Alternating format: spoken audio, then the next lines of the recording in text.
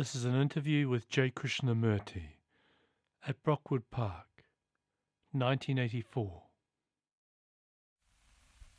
All right? Yes. Don't knock it off. It's working. Dependence. Yes. I guess I know that I discovered that if one is dependent, one cannot live in the present. Yes, Mr. What do you mean? We depend on the postman. Well, I don't mean that dependence. I know. We depend on the government. We depend on money. We depend on so many things. Yes. You don't mean any of that. No. No. You've been depending on a person or on some belief or on some so-called scriptures, depending on faith and so on. You mean dependence in that area. Mm-hmm.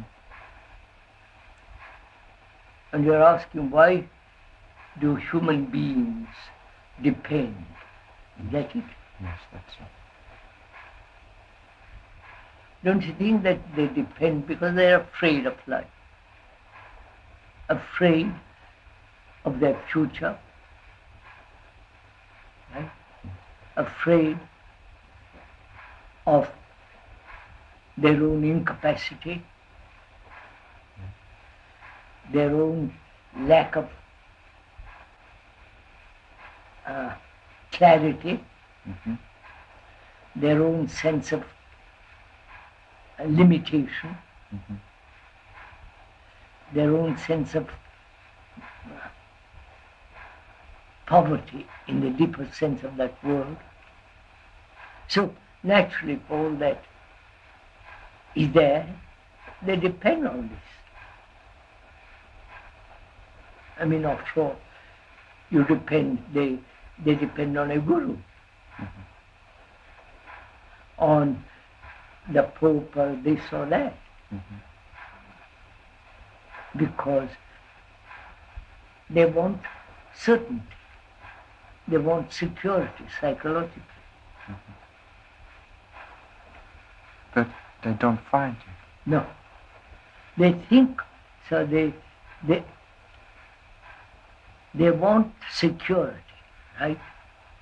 They want somebody to help them to feel that they are protected, they are safe. Mm-hmm. And a guru or the church or a sect gives them that. Mm-hmm. Mm-hmm. Or a belief gives them A political leader also? that. Or political leaders. And they might have some illusions, Mm-hmm. which they cling to, Mm-hmm. which all indicates, doesn't it? Human beings depend because they want security, inward security, to put their roots into something, identify themselves with something. Mm-hmm. And this has been going on for centuries, the world over. Depend on the temple, on the mosque, or on the church. Is it relevant to know when it started? Or is it not? Oh yes, it started when man began. When man came on this earth, it began then. And gradually became more and more organized, more and more not so primitive, Mm-hmm. became more sophisticated. And people go to church. Mm-hmm. And a guru comes around, and he has thousands of followers, he feels safe with them.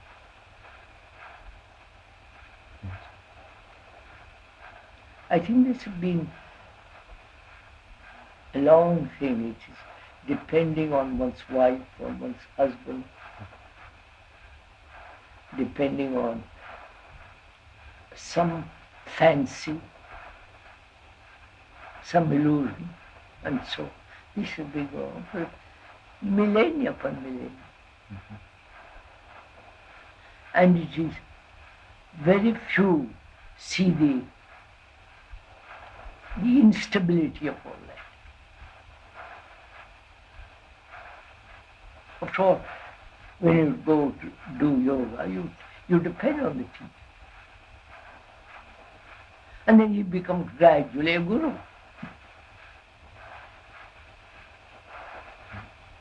And therefore you accept authority. And in that authority, you feel safe. Mm-hmm. This is the pattern established for thousands of years. And very few seem to break away from it.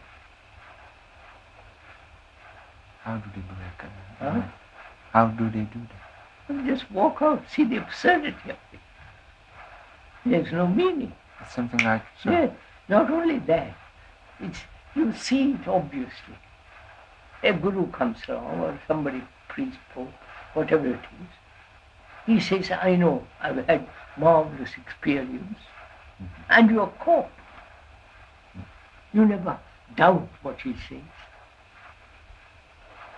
Mm-hmm. I mean, it's partly Christianity has never encouraged doubt. It's never encouraged skepticism.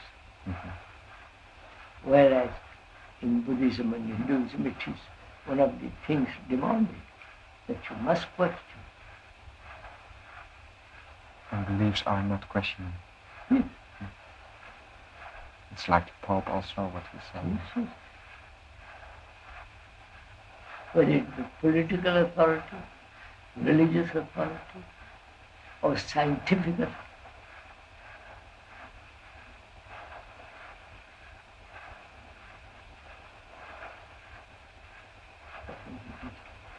Mm-hmm. But you don't say they have to go away, political leaders, or Huh? political leaders, they have to go away. But No, there they are. You can't. Politicians have existed for thousands of years. But do we need them? Huh? Do we need them? Do we need them? Yes. Who is we? The people of the society. You, Sir? you and me.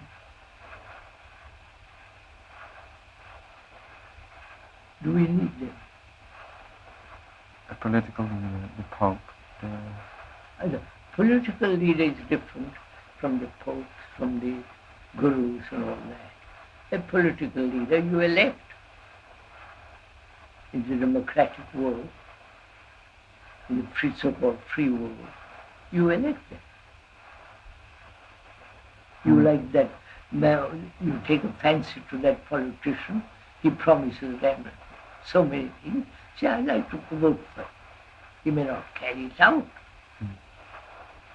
Probably they generally don't.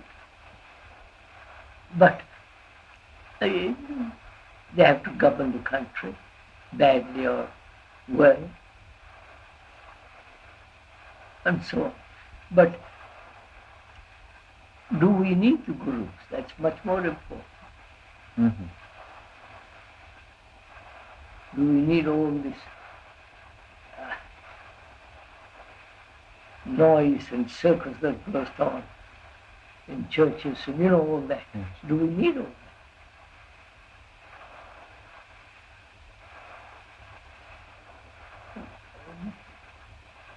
Most intelligent people, thinking people have abandoned all that. You don't, do you go there? No. Younger people are say, nonsense, walk away from it. Uh-huh. But the much older generation say this is part of their life. They have done it for, it's become a habit, a sense of tradition. Uh-huh. And also in it, there's certain comfort, there's a community, there's a feeling of... But most thoughtful, intellectual people, or really people who inquire into all this, have long ago left.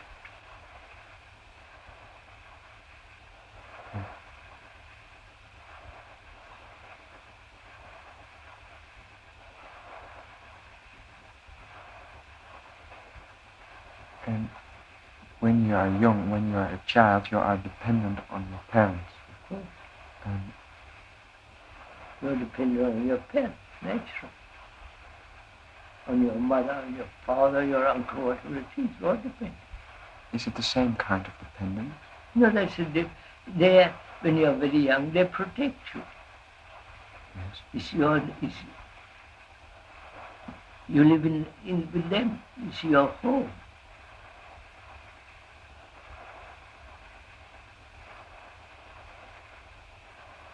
But you know also the mothers who hold. That of course, then of course. The the parents depend on their children for their happiness. For their, if you're not in a society where there's social structure, then you must have children to help you when you grow old. That's in India and other parts of the world. Mm-hmm.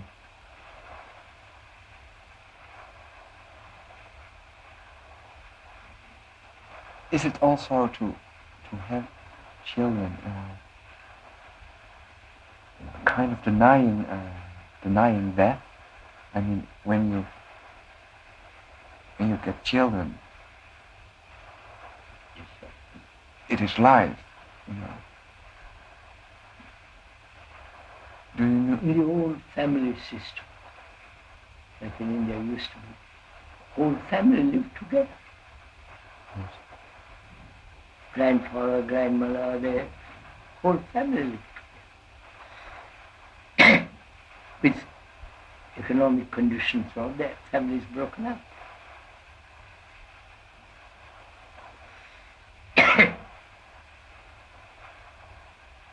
And it's in America. The father and the mother play a little part in their life when they grow up. Mm-hmm.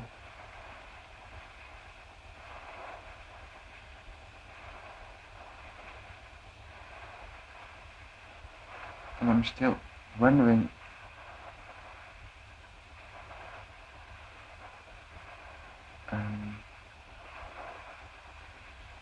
when someone is in trouble or has some problems, and if he needs help, why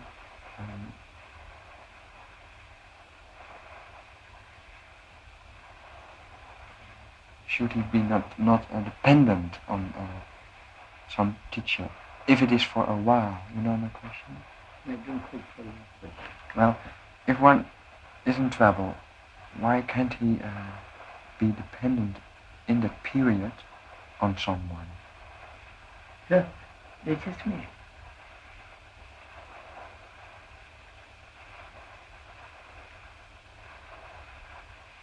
Suppose you, very young, are in trouble. Your family helps you. Your father and mother help you, which is natural. Right? And is it that same desire to be helped continues all through life, seeking help? You understand what I'm saying? Mm-hmm.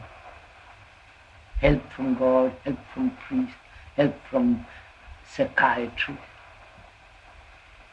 and so on, so on, so on. This demand to be helped through prayer, and so on, it all indicates their own incapacity to depend on their own integrity. I'm not following most human beings are fragmented, broken up. When they are fragmented, fictitious, broken up, in that state there are many, many, many problems. And they can't solve them. So they go out and look at me. And so gradually they build up a structure of people who come and help you. Right? The priest comes and helps you when you're sick. Yes. When your mother dies, when parent dies, and so on. Human beings have now become psychologically almost helpless.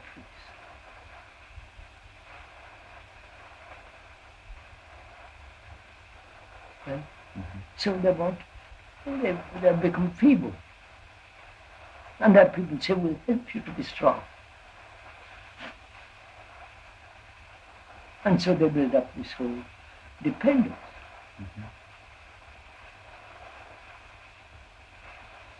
But let me give an example. If one is very bounded to his mother, it's a very common problem, you know. I know. Yes. Why should that one not go to a psychiatrist, for instance, to... All right, go. But? Go. Or if you cannot get on with your wife or your uncle or whatever it is, and you're slightly neurotic, and somebody will come and help you. You say, well, that's what we are saying, this constant desire to be helped. That's the problem, should not be helped, but the urge to wanting to help. I have a problem, I don't know how to solve it, I come to you. There's marriage counselors. So the whole structure is helping to help people who are wanting to be helped. But if I say I'll solve my problems, I'm free of them. They think you're either conceited or you're some kind of crank, and so on. I think the question is really why human beings have always sought help. I mean, if I'm ill, naturally a doctor is necessary. If I've got a tumor in the brain, a surgeon is necessary. But I have been educated, trained, tradition says, help, be helped. You will be helped by prayer. There is God. Pray to Him. And that God is Christian God. So it's always this division, this separation. The separation between me and the one is helping? Not only that, separation, a man who wants to be helped, yes. What is his state? You understand? Yes. What is his state? He's weak. Yes. And all these people help him to be more weak. Because they encourage dependence. Do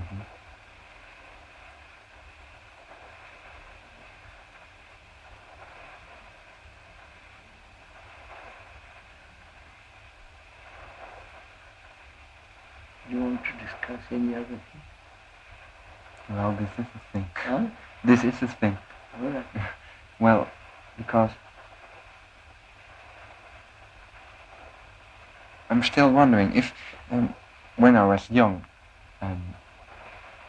they didn't throw me directly into the deep water. No, naturally. You couldn't. I mean, that would be monstrous. Isn't it the same with being helped first and after that doing it alone? Can't you begin doing it alone?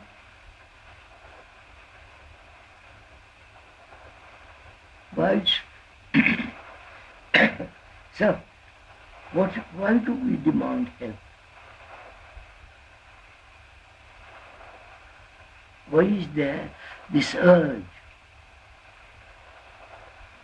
You understand? Why?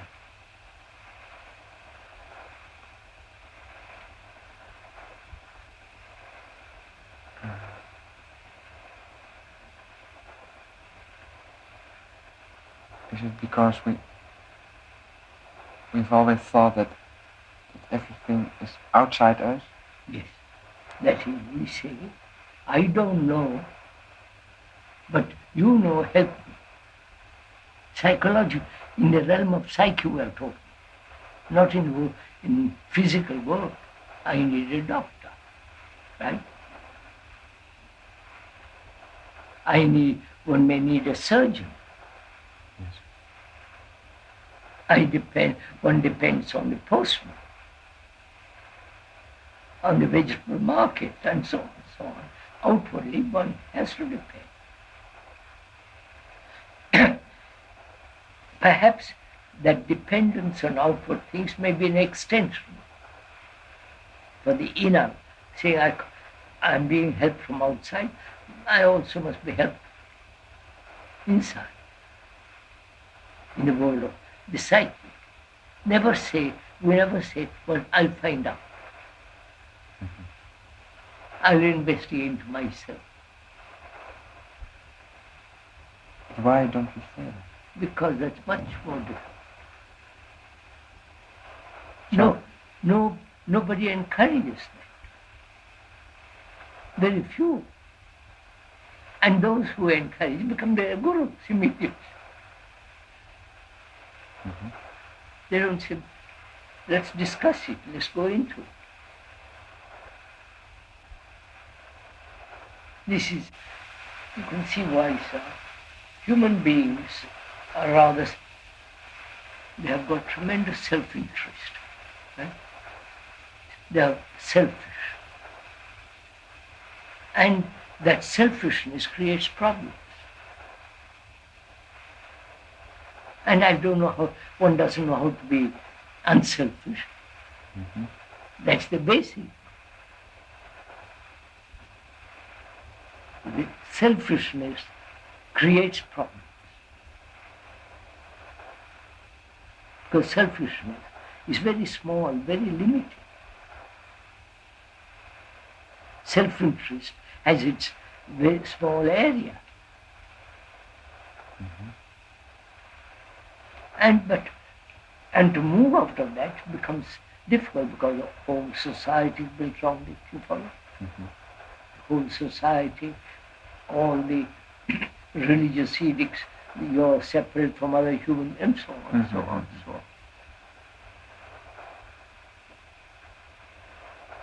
And people have always thought that they were individuals. Yes. Individuals, that they have separate souls. That's expressed in various religions in different ways. So this sense of separateness, individuality has been encouraged tremendously. I mean, schools, colleges, Mm-hmm. and universities, and social structure, religious dogma, and so on and so on.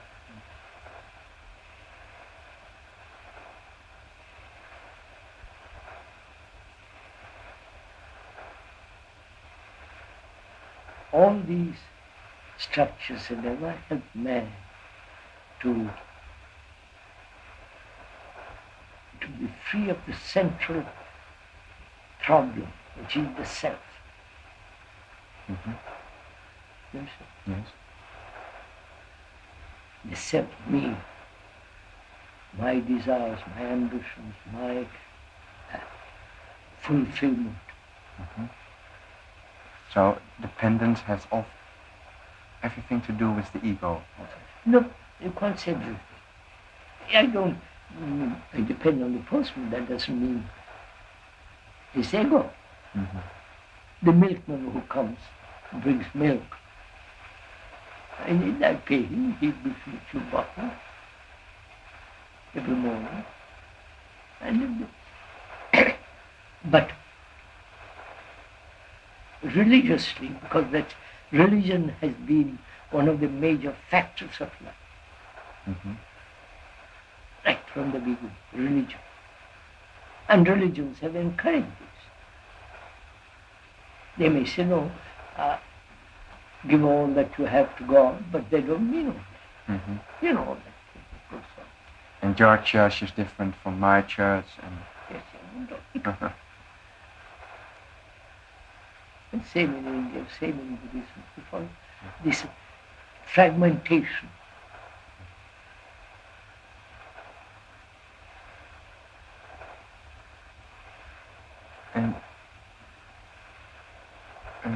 And fragmentation. So my God, God, and I must, there is constant division going on and on and on.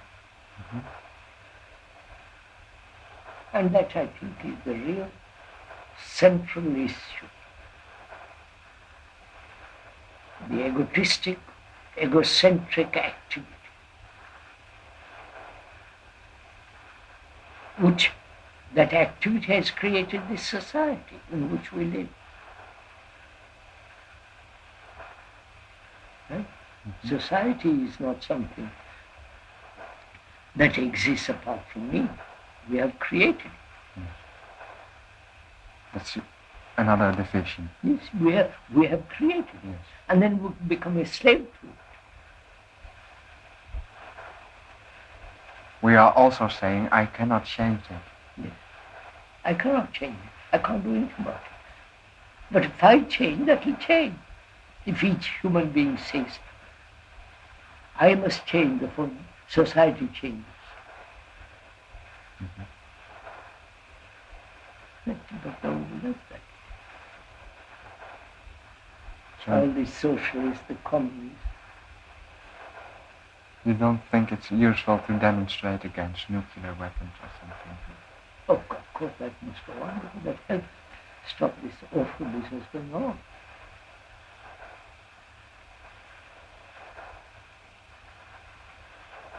But is it the cause, all those weapons, of the self? No, it's not. Why do we have wars? That's a real question, right? Why kill human beings? For your country, for your ideal? Because I have an idea of who I am. No. Because look at it, sir. Human beings have divided the world, right? Yes. Nationalities. Dutch, French, Belgian, and so on. And where there is division, like this, the Arab and the Jew, the Israelis and the Muslims, where there is division, there must be conflict. Mm-hmm. Not only racial, religious. And this division is egocentric activity. I feel safer with my clan, mm-hmm. with my group,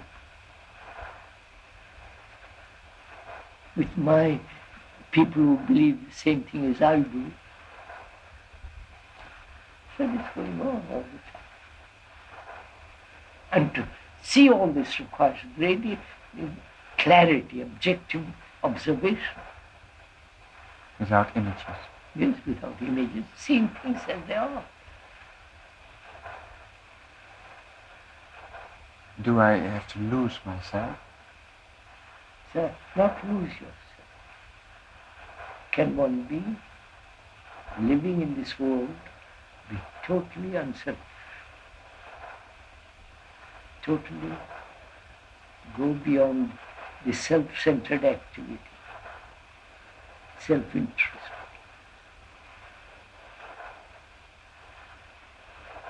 Yourself is self. Yourself is the self which is limited. Go beyond that limitation. That's dropping it. Dropping limitations, that dropping your selfishness.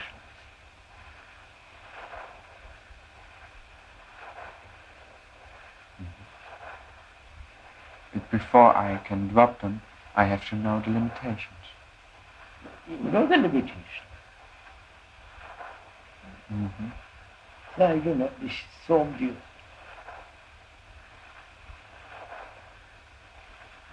Each person, each individual is fighting for himself. Yes. His ambition, his fulfillment, his affection, right? His desires, and so on, so on. He's thinking about himself, perpetually. And that's the society which we have created. And to inquire into oneself, say, is it possible for me to be totally unselfish? That requires a great deal of inquiry, intelligence, because the self hides very cleverly in any. Right?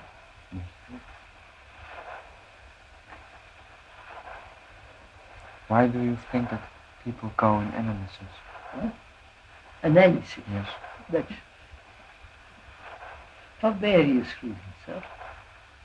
If one cannot get on with one's family, with one's wife,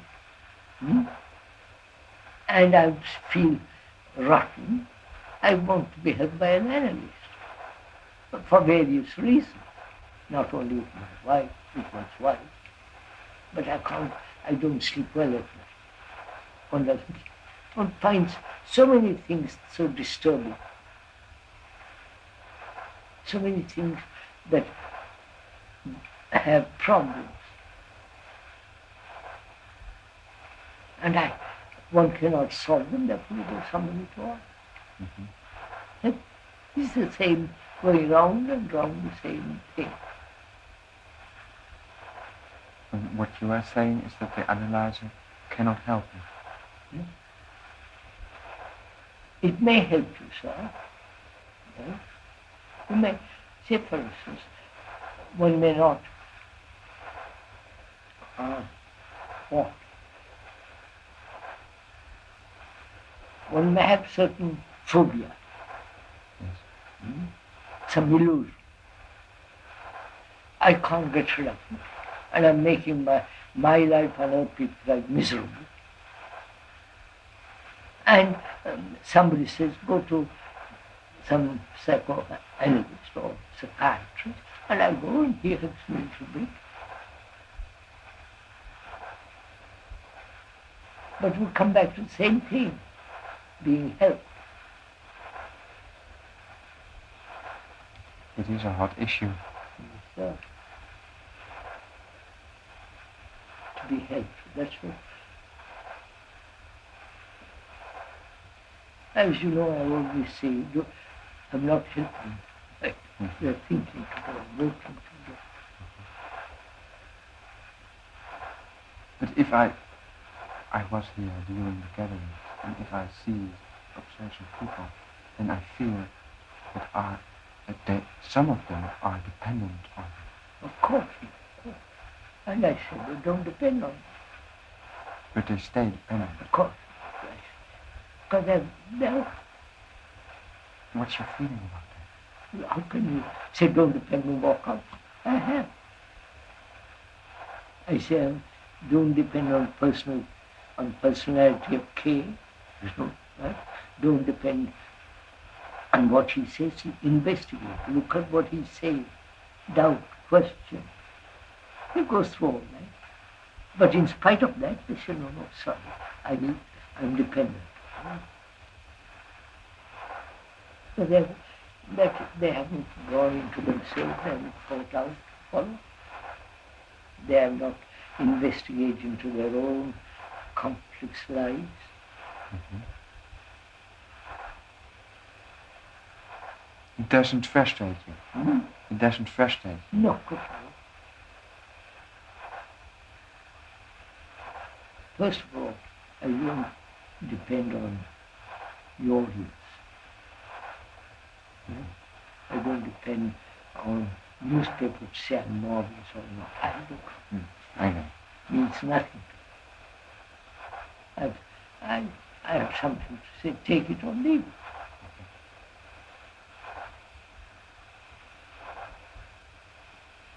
There is no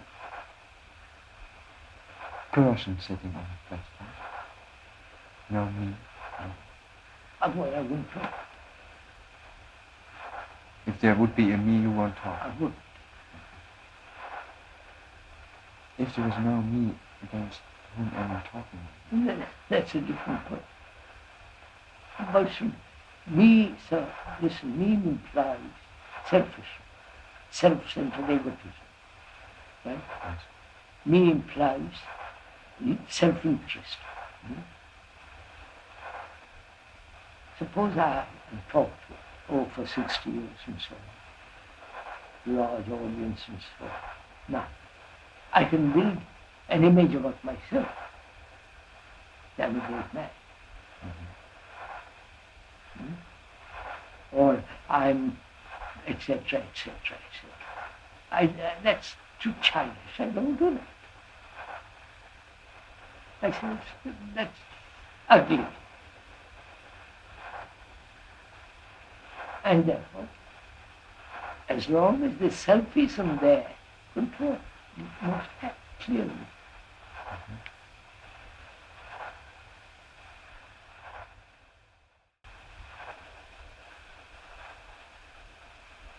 Same thing in the Asiatic world. Tremendous poverty. I believe that there's no social security. So they must have children, especially boys. So there's no birth control. And the population is increasing every year as much as Holland. 15 million people are born every year. Imagine what's happening there. That's why one feels this patchwork, this division of nationalism is really a curse.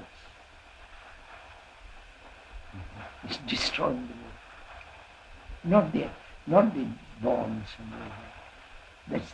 That's the effect of national division. That's the result. And church in human beings, except perhaps in Buddhism and partly Hinduism, said don't kill.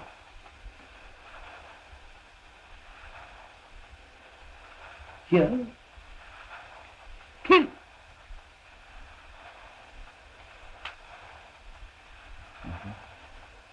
What time is it, sir?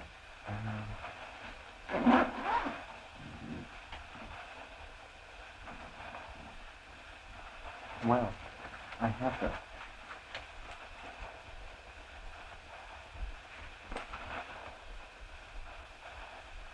It's 15 minutes past 5. Oh, that's stop.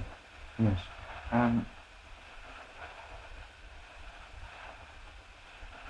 May I ask you a few questions at a different time? I'm sorry, sir. Tomorrow I'm busy. Oh. I'm still wondering about one thing that I would like to ask, and it's about listening. It's very simple, sir. One never listens to another. If I tell you something, your mind is thinking of something else. Right? Or your mind is occupied. How to understand what another is saying? I mean, if you're like a child, when you're telling a story, it listens to you. It's very exciting. It's a good story. It listens to you. But we don't listen. We partly listen. Right? Mm-hmm. Because our mind is cluttered up with so many things. That's what you say during the gatherings. Are you listening? Listening. If they are not, is it for you possible to talk? Some will listen. Mm-hmm. You once said that the two students of Buddha were the only two who... No. I said, sir, according to history, after many, many years he taught, there were only two people who understood him. And they died before he died. Yes. That's it. But I wonder how can you measure that they understood him? Because Buddha said so, or they understood him. That's what they say. I'm not saying they understood him or not. Mm-hmm. According to Buddhist